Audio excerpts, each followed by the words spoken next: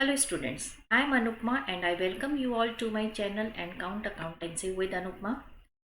Students accounts के paper के लिए सिर्फ 5 दिन रह गए हैं और आप सभी स्टूडेंट्स जो हैं ये ज़रूर जानना चाहेंगे कि वो कौन कौन से टॉपिक्स हैं जिनको थॉरली अगर आप प्रिपेयर करते हैं तो आपके अच्छे स्कोर आएंगे। आप में से बहुत से स्टूडेंट्स ऐसे होंगे जो कि 90 प्लस लाना चाहते हैं, तो कुछ ऐसे भी स्टूडेंट्स होंगे जिनका टारगेट है कि हम कुछ ऐसे टॉपिक्स हमको पता चल जाएं जिनको हम करें और हमारा 50-60% मार्क्स जो है वो आ जाए। तो गाइज आज का वीडियो जो है इसी के रिगार्डिंग है कि कौन कौन से इम्पॉर्टेंट टॉपिक्स हैं जिनको आप थॉरली करें जिससे कि अकाउंट्स में आप अच्छा स्कोर कर पाएँ। और अगर आपका टारगेट 50-60% मार्क्स अटेन करना ही है तो भी आप इन टॉपिक्स को अगर करते हैं तो आपके मार्क्स जो हैं वो 50-60% का जो भी टारगेट है वो आपका हो जाएगा। तो ये टॉपिक्स हैं जिनको आपको थॉरली करना है। तो चलिए आज का वीडियो शुरू करते हैं। सबसे पहले मैं ले रही हूँ इशू ऑफ शेयर्स के लिए। इशू ऑफ शेयर्स जो है ये आपका टोटल 14 मार्क्स का चैप्टर है और इस चैप्टर में जो जो टॉपिक्स आपको थॉरोली प्रिपेयर करने हैं वो इस तरह से हैं। सबसे पहले तो आपको शेयर कैपिटल को बैलेंस शीट में कैसे शो करना है ये अच्छी तरह से पता होना चाहिए। तो शेयर कैपिटल को बैलेंस शीट में शो करना और उसके साथ में नोट्स टू अकाउंट्स बनाना, यानी authorise share capital, issued share capital, subscribed share capital, subscribe में subscribed and fully paid up, subscribed and not fully paid up. तो ये सारा नोट्स टू अकाउंट आपको पता होना चाहिए। तो शेयर कैपिटल को बैलेंस शीट में कैसे शो किया जाता है ये अच्छी तरह से करके जाइएगा। जो सेकेंड इंपॉर्टेंट टॉपिक है वो है मिनिमम सब्सक्रिप्शन। देखिए मिनिमम सब्सक्रिप्शन जो है वो बहुत इंपॉर्टेंट होता है अंडर सब्सक्रिप्शन ऑफ शेयर्स में। आप जानते हैं कि मिनिमम सब्सक्रिप्शन जो है वो 90% ऑफ द इशू होता है, तो ये आप अच्छी तरह प्रिपेयर करके जाइएगा। थर्ड जो इंपॉर्टेंट टॉपिक है वो है over subscription of shares with pro rata allotment. Pro rata allotment आप जानते हैं कि जब जितने शेयर्स के लिए अप्लाई किया जाता है उससे कम शेयर्स अलॉट किए जाते हैं। जैसे कि अगर किसी ने 10,000 शेयर्स के लिए अप्लाई किया है तो उसको सिर्फ 8,000 शेयर्स अलॉट कर रहे हैं, तो इसे हम कहते हैं प्रो राटा अलॉटमेंट। तो इसमें जो है आपका शेयर का फॉरफीचर, रीइश्यू वगैरह सब कुछ करके जाइएगा। इसके साथ ही आपका issue of shares at par at premium and utilisation of securities premium. जी बिल्कुल ठीक सुना आपने, यूटिलाइजेशन ऑफ सिक्योरिटीज प्रीमियम को थॉरोली प्रिपेयर करके जाइएगा कि सिक्योरिटीज प्रीमियम को कहाँ कहाँ यूटिलाइज कर सकते हैं। फिर issue of shares at par और प्रीमियम, इसकी एंट्री आपको पता होनी चाहिए। उसी तरह से forfeiture and reissue of shares at par, premium and discount. देखिए जिन बच्चों को प्रोराटा अलॉटमेंट वाले शेयर्स को करना मुश्किल लगता है उन लोगों को मैं सजेस्ट करूंगी कि forfeiture and reissue of shares को थॉरली करके जाइए, क्योंकि देखिए 6 मार्क्स का क्वेश्चन आएगा आपका इशू ऑफ शेयर्स में से प्रोराटा वाला, तो उसके ऑल्टरनेटिव जो है आपका इशू ऑफ शेयर्स का ही क्वेश्चन आएगा। तो अगर प्रोराटा का उन्होंने क्वेश्चन दिया है एक ऑप्शन में तो दूसरा ऑप्शन वो देंगे, 2-3 पार्ट्स होंगे जिसमें फॉरफीचर, री इशू वगैरह होगा। तो आप अच्छी तरह से प्रिपेयर करिएगा। Forfeiture of shares issued at premium when the premium is received and forfeiture of shares issued at premium when the premium money has not been received. इसको अच्छी तरह से प्रिपेयर करिएगा। इसी के साथ ESOP यानी एम्प्लॉयज स्टॉक ऑप्शन प्लान और प्राइवेट प्लेसमेंट ऑफ शेयर्स का सिर्फ थ्योरी है, एक बार ज़रूर आप देख लीजिएगा। इसमें 1 मार्क्स का ही आएगा, तो अगर आएगा तो इस तरह से इशू ऑफ शेयर्स का जो है ये 14 मार्क्स का है। आप इसको इस तरह से प्रिपेयर करिए कि कम से कम 12 नंबर तो इसमें आपके आए ही आए। सेकेंड जो हम चैप्टर ले रहे हैं वो है इशू ऑफ डिवेंचर्स। देखिए इशू ऑफ डिवेंचर्स जो है वो 10 मार्क्स का है और मेरे हिसाब से इशू ऑफ डिवेंचर्स बहुत ही इजी चैप्टर है, तो इसको बिल्कुल मत छोड़िएगा। इसमें जो सबसे पहला इंपॉर्टेंट टॉपिक है वो है इंटरेस्ट ऑन डिवेंचर्स, कि इंटरेस्ट ऑन डिवेंचर्स का ट्रीटमेंट कैसे करना है। बहुत सिंपल एंट्रीज हैं, आप 2-3 क्वेश्चंस करेंगे तो आपको इजीली याद हो जाएंगी। तो डिवेंचर इंटरेस्ट को बिल्कुल मत छोड़िएगा, इसे थॉरोली करके जाइएगा। उसी के साथ जो है various cases of issue and redemption of debentures, जैसे debentures issued at par, redeemable at premium, debentures issued at discount, redeemable at premium. तो इस तरह के कई 5-6 केसेस हैं, उनको थॉरोली प्रिपेयर करके जाइएगा। नेक्स्ट है आपका writing of loss on issue of debentures. यानी डिबेंचर्स को राइट ऑफ, डिबेंचर्स पे जो लॉस हुआ है उसको राइट ऑफ करना। आपको पता है कि जिस साल डिबेंचर्स इशू किए जाते हैं उस साल जो भी loss on issue of debentures होता है, सबसे पहले उस लॉस को हम सिक्योरिटीज प्रीमियम, अगर अवेलेबल है कंपनी के बैलेंस शीट में है तो हम सिक्योरिटीज प्रीमियम में से राइट ऑफ करते हैं। और फिर अगर सिक्योरिटीज प्रीमियम में से राइट ऑफ नहीं होता है तो फिर हम प्रॉफिट एंड लॉस में से राइट ऑफ करते हैं। तो ये जो writing of loss on issue of debentures है इसको थॉरोली प्रिपेयर करिएगा, and the preparation of loss on issue of debentures account भी। इसी के साथ आपका जो है issue of debentures for consideration other than cash, इसमें ध्यान से इसको करिएगा, क्योंकि अदर देन कैश में आपको गुडविल निकालनी होती है या कैपिटल रिजर्व होता है। तो आप देखेंगे कि परचेज प्राइस क्या है और नेट असेट्स कितना है। अगर मान लीजिए परचेज प्राइस ज़्यादा है, नेट असेट्स कम है, तो फिर जो बैलेंसिंग फिगर है वो गुडविल होगी। अगर परचेज प्राइस कम है और नेट असेट्स ज़्यादा है तो जो बैलेंसिंग फिगर है वो कैपिटल रिजर्व होगा। तो इसको थॉरली प्रिपेयर करके जाइएगा। तो आपका ये 10 नंबर का जो चैप्टर है इसको आप इस तरह से प्रिपेयर करिए कि पूरे के पूरे 10 मार्क्स इसमें आपके आ जाएं। नेक्स्ट चैप्टर है कैश फ्लो स्टेटमेंट। देखिए कैश फ्लो स्टेटमेंट जो है वो 8 मार्क्स का आता है, और कैश फ्लो स्टेटमेंट जो है इसको मैं एडवाइस करूंगी कि बिल्कुल मत छोड़िएगा, क्योंकि 2 नंबर के तो आपके एक नंबर, 2 क्वेश्चन तो आपके एक नंबर के आएंगे और एक क्वेश्चन 6 मार्क्स का आएगा, दैट इज श्योर। मतलब ये तो आता ही आता है, तो इस चैप्टर को छोड़ने का मतलब नहीं बनता। तो इस चैप्टर में जो सबसे पहली चीज आपको प्रिपेयर करनी है वो करनी है net profit before tax and extra ordinary items. इसमें बच्चे अक्सर गलती करते हैं, वो सोचते हैं अरे क्या होता है, कैश फ्लो स्टेटमेंट बनाना आएगा, हम पूरा सब लिख देंगे और लास्ट में बैलेंस मैच हो जाएगा। लेकिन ऐसा नहीं है। कई बार वो आपसे बोलते हैं कि आप बताइए कि net profit before tax and extra ordinary items क्या है, और इसके कई बार जो है 6 में से 2 मार्क्स होते हैं या 1 मार्क होता है, तो इसको अच्छी तरह प्रिपेयर करिएगा। सेकंड जो है वो operating profit before working capital changes. देखिए जब हम कैश फ्लो स्टेटमेंट बनाते हैं तो पहला हेड हमको कैलकुलेट करना होता है net profit before tax and extra ordinary item. उसके बाद हम जब उसमें और सारे नॉन कैश और नॉन ऑपरेटिंग आइटम ऐड करते हैं और नॉन ऑपरेटिंग इनकम्स माइनस करते हैं तो आता है operating profit before working capital changes. तो ये भी कैलकुलेट करना आना चाहिए। उसी तरह से है cash flow from operating activities, इसको प्रिपेयर करिएगा। Cash flow from investing activities, इसको प्रिपेयर करिएगा। Cash flow from financing activities, इसको भी अच्छी तरह प्रिपेयर करिएगा। तो कैश फ्लो स्टेटमेंट में आगे कैश एंड कैश इक्विवेलेंट, कि कैश एंड कैश इक्विवेलेंट में क्या क्या चीजें आती हैं। कैश इन हैंड आएगा, कैश एट बैंक आएगा, मार्केटेबल सिक्योरिटीज आएगा, तो वो ओवरड्राफ्ट को हम नेगेटिव बैलेंस लेते हैं कैश एंड कैश इक्विवेलेंट में। तो इसका अच्छी तरह से प्रिपरेशन करिएगा। उसी के साथ ये preparation of provision for tax account है, फिक्स्ड असेट अकाउंट है, प्रोविजन फॉर डेप्रिसिएशन अकाउंट है, इन्वेस्टमेंट अकाउंट है।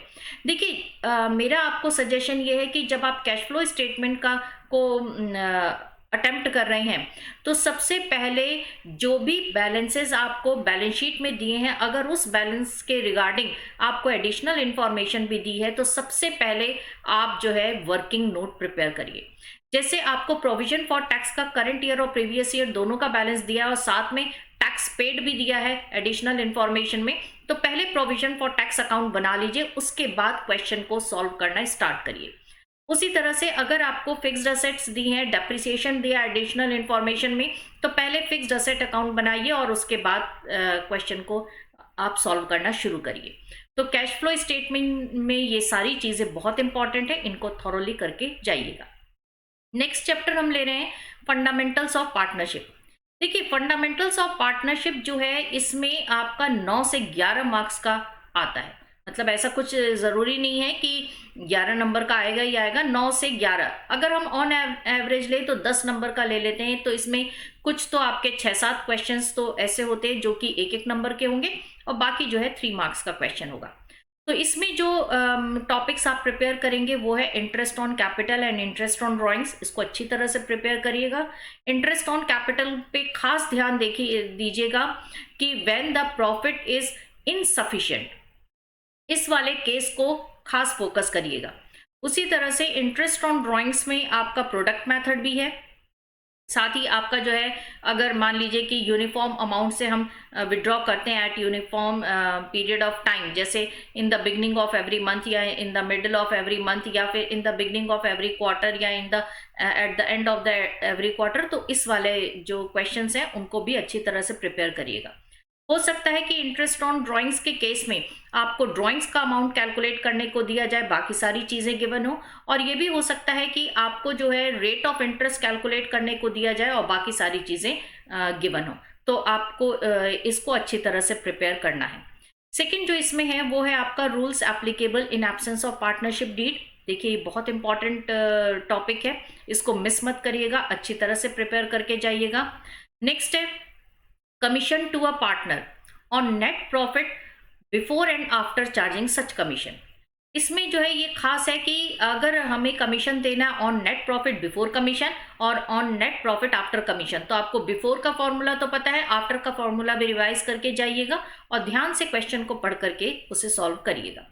इसमें जो नेक्स्ट टॉपिक है वो है आपका preparation of profit and loss appropriation account. That is very important, इसको अच्छी तरह से आप करके जाइएगा कि profit and loss appropriation account में कौन कौन से आइटम्स आते हैं, डेबिट में क्या आता है, क्रेडिट में क्या आता है, वो सब चीज़ें। इसी के साथ ही आपका fixed and fluctuating capital account के फिक्स्ड अकाउंट, अगर कैपिटल फिक्स्ड है तो हम कौन कौन से अकाउंट्स बनाएंगे, तब हम बनाते हैं fixed capital account and the current account. उसी तरह से अगर फ्लक्चुएटिंग कैपिटल है तो हम सिर्फ कैपिटल अकाउंट बनाते हैं। जब कैपिटल फिक्स होती है तो फिक्स्ड कैपिटल अकाउंट में हम opening balance of cash, opening balance of capital, closing balance of capital, capital withdrawn and additional capital show करते हैं। इसके अलावा जो भी पार्टनर को दिया या लिया जाता है वो सारा शो करने के लिए हम करंट अकाउंट बनाते हैं, यानी कि जो भी शेयर ऑफ प्रॉफिट या लॉस हम पार्टनर को देते हैं, या इंटरेस्ट ऑन ड्राइंग्स है, या इंटरेस्ट ऑन कैपिटल है, या कमीशन है, या सैलरी है, उन सबको शो करने के लिए हम क्या बनाते हैं, करंट अकाउंट। तो fixed and fluctuating capital account अच्छी तरह से करके जाइएगा। पास्ट एडजस्टमेंट्स इंपॉर्टेंट है, इसको बिल्कुल मत छोड़िएगा, क्योंकि पास्ट एडजस्टमेंट्स और guarantee of a partner, guarantee of profit to a partner, ये क्वेश्चंस तो आते ही आते हैं। तो इन टॉपिक्स को थॉरोली प्रिपेयर करके जाइएगा। अगर आप इस चैप्टर में से ये टॉपिक्स प्रिपेयर कर लेते हैं तो 10 मार्क्स में से आपको 8 या 9 मार्क्स तो मिलेंगे ही मिलेंगे। और अगर आप इसे थॉरोली प्रिपेयर करते हैं, सब कुछ करेक्ट करते हैं, कोई कैलकुलेशन मिस्टेक नहीं होगी, तो पूरे के पूरे 10 मार्क्स मिल जाएंगे। नेक्स्ट जो चैप्टर है that is death of a partner. देखिए, डेथ ऑफ अ पार्टनर में से 8 या 9 मार्क्स का आएगा। जो इस साल का सीबीएसई सैंपल पेपर है उसके अकॉर्डिंग 8 या 9 नंबर का क्वेश्चन इसमें से आने की उम्मीद है।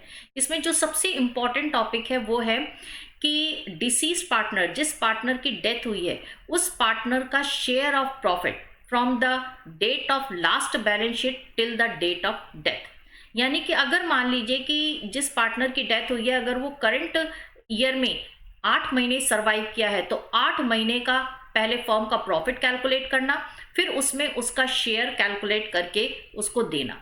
तो ये बहुत इंपॉर्टेंट टॉपिक है। इसमें आपका सेल्स यानी टर्नओवर बेसिस पे भी होता है और टाइम बेसिस पे भी होता है, और दोनों का मिक्सचर भी आ सकता है, यानी कि टर्नओवर एंड टाइम बेसिस दोनों का मिक्सचर आ सकता है। तो इसको थॉरोली प्रिपेयर कर लीजिएगा। उसी के साथ है amount payable to deceased partner, कि जिस पार्टनर की डेथ हुई है उसे कितना अमाउंट पे करना है, फिर उस अमाउंट को हम ट्रांसफर कर देते हैं एग्जीक्यूटर्स अकाउंट में। फिर एग्जीक्यूटर अकाउंट भी बनाने को बोल सकते हैं till it is finally paid, यानी कि वो कह सकते हैं कि आप एग्जीक्यूटर्स अकाउंट बनाइए, और एग्जीक्यूटर्स अकाउंट को तब तक बनाइए जब तक कि उसको पूरा पे ऑफ नहीं हो जाता। तो उसके रिगार्डिंग आपको क्वेश्चन में कहा होगा कि इतना अमाउंट हम अभी एग्जीक्यूटर को पे कर रहे हैं और बैलेंस अमाउंट जो है हम लोन में ट्रांसफर करेंगे, जो हम 1 या 2 या 3 इंस्टॉलमेंट्स में हम पे करेंगे। तो जैसा भी होगा इसका प्रिपरेशन जो है आप अच्छी तरह से स्टडी कर लीजिएगा। नेक्स्ट जो चैप्टर है वो है एडमिशन ऑफ अ पार्टनर। देखिए, एडमिशन ऑफ अ पार्टनर में से 8 मार्क्स का क्वेश्चन आता है, जिसमें 2 नंबर के तो आपके 1-1 नंबर, 2 क्वेश्चन तो 1-1 नंबर के आएंगे, और 1 क्वेश्चन आपका 6 मार्क्स का आएगा। मेरा ये सजेशन है कि 6 मार्क्स वाले किसी भी चैप्टर को आप छोड़ करके मत जाइए। गाइस, अगर आप 6 मार्क्स के क्वेश्चन को अटेम्प्ट करते हैं और अगर मान लीजिए वो थोड़ा बहुत गलत भी हो जाता है, तो भी स्टेप मार्किंग होती है और आपको अच्छे खासे नंबर मिल जाते हैं। तो वो बच्चे जो कि पूरा सिलेबस प्रिपेयर नहीं कर रहे हैं, सिर्फ सेलेक्टिव कर रहे हैं, उन लोगों के लिए मेरी खास एडवाइस है कि 6 मार्क्स वाले क्वेश्चंस को थॉरोली प्रिपेयर करके जाइए, और जो लोग अच्छे मार्क्स गेन करना चाहते हैं वो तो करेंगे ही करेंगे ये काम।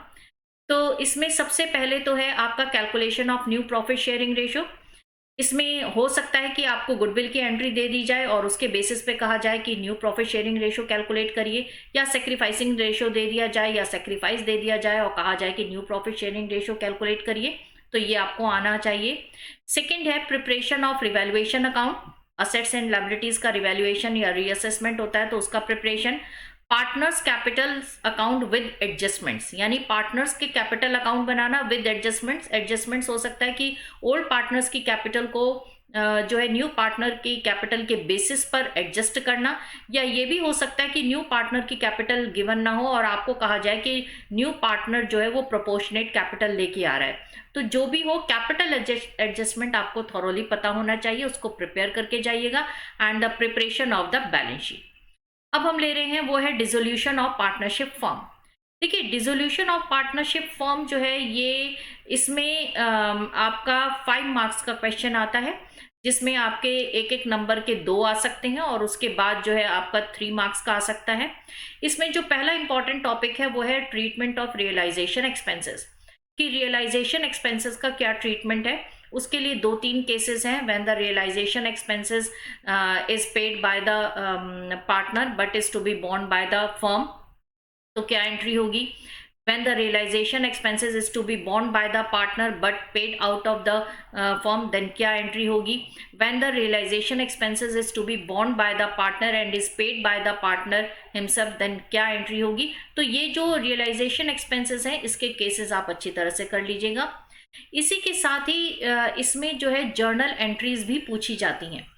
गाइज इसमें जो जर्नल एंट्रीज पूछी जाती हैं, जैसे आपको 4 एंट्रीज दे दी और कहा कि अब आप बताइए कि असेट्स को बेचा गया है या लोन को सेटल करने के लिए असेट दी गई है या किसी लायबिलिटी को पे ऑफ करने के लिए अनरिकॉर्डेड असेट दी है, तो इस टाइप के क्वेश्चंस है।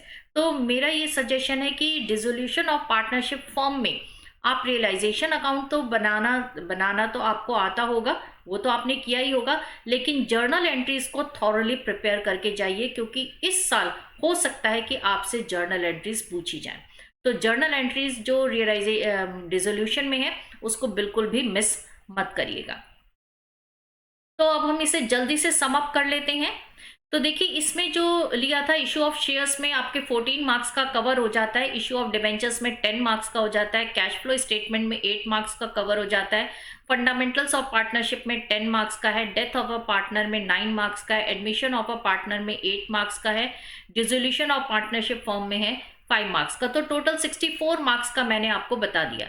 तो वो स्टूडेंट्स जो कि सेलेक्टिव करना चाहते हैं, जो पूरा सिलेबस नहीं रिवाइज करना चाहते या जिनका ऑब्जेक्टिव यही है कि हमें 50 या 60% मार्क्स लाने हैं, तो उनके लिए ये एक अच्छा एक तरह से क्राइटेरिया, ये एक अच्छा आउटलाइन मैंने बना के दे दिया है कि अगर आप इन चैप्टर्स को और इन टॉपिक्स को करते हैं तो आपका वो टारगेट अचीव हो जाएगा। और वैसे मैं तो यही सजेस्ट करूंगी कि हमेशा आप अच्छे से अच्छा स्कोर करने का टारगेट बनाएं और 90% से अबव मार्क्स अटेन करें। तो इसके साथ ही आज का वीडियो बस इतना ही। And thank you so much guys, thank you for watching this video and all the very best for your exams. And I again thank you all for watching this video and I hope कि आपको ये video पसंद आया होगा। अगर आपको ये video पसंद आया हो तो प्लीज़ मेरी वीडियो को लाइक ज़रूर करिएगा, और अगर आप मेरे चैनल पर नए हैं तो मेरे चैनल को सब्सक्राइब करिएगा, और साथ ही आप बेल आइकन दबाना मत भूलिएगा। उससे होगा ये कि जब भी मेरा कोई नया वीडियो अपलोड होगा तो आप तक नोटिफिकेशन पहुंच जाएगी। All the very best for your exam and stay tune for the next series of videos on CUET. आप में से बहुत से स्टूडेंट्स हैं जो कॉलेज एडमिशन के लिए जिन्होंने फॉर्म भरा होगा क्यूएट का, CUET का, और वो लोग जानना चाहते होंगे कि इस एग्ज़ाम का प्रिपरेशन कैसे करना है।